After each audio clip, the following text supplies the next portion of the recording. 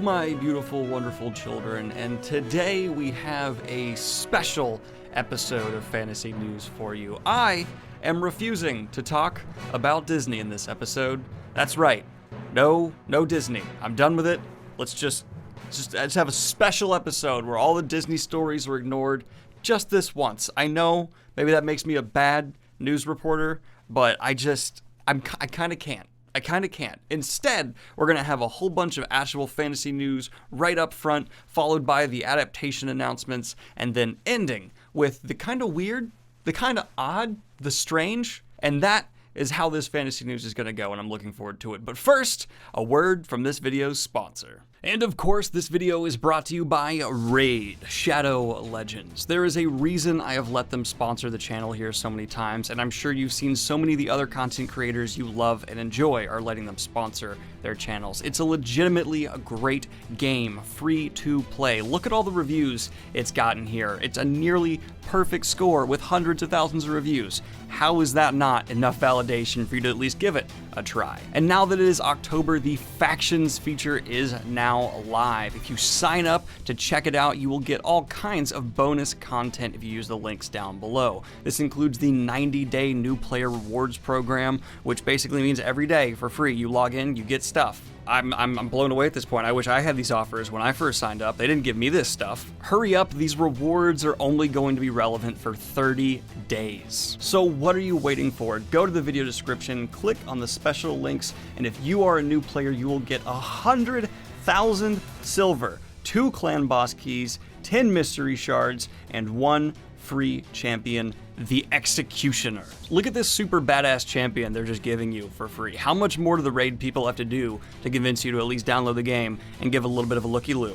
Did you see that guy? It's pretty scary. I wouldn't want to meet him in a dark alley. And for those of you who sign up, I will see you on the battlefield. Right away with a new fantasy book announcement from the legendary Stephen King. If It Bleeds was announced by Stephen King on Twitter, and from his website itself, we got this, which shows a release date of May 5th, though I've been burned by these website release dates before because apparently they are just subject to change at a whim.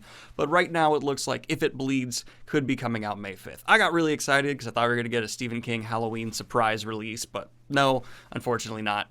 That's not the case. It's going to be May of 2020, it seems, at the earliest. And yes, I am currently reading The Institute. I'm almost done. My reading schedule has been insane recently, but I will finish soon, I promise. We also got the post from the fantastical Brandon Sanderson saying, "Huzzah!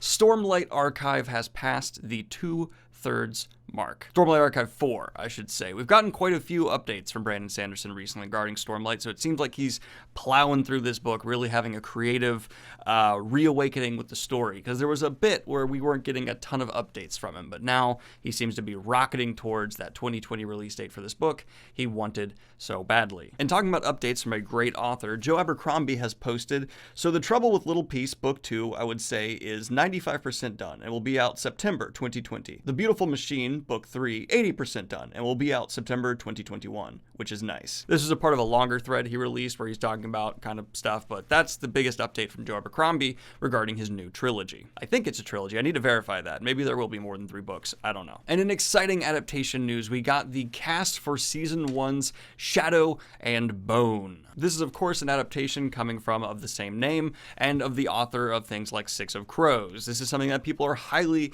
anticipating, and this is one of the biggest adaptation shows, I think, coming down the road. But talking about major fantasy series being adapted, boy, oh boy, do we have a big new one now in a series I'm about to start reading. Derek Kolstad, the writer of John Wick, has been signed on by Sony to write an adaptation for A Darker Shade of Magic, one of the biggest fantasy series of the last decade, something that has had a strong following since its release, and I will be starting, as I said, very soon. See, it's right there. And in fantasy trailer news, we got an extended trailer for the upcoming His Dark Materials adaptation that looks...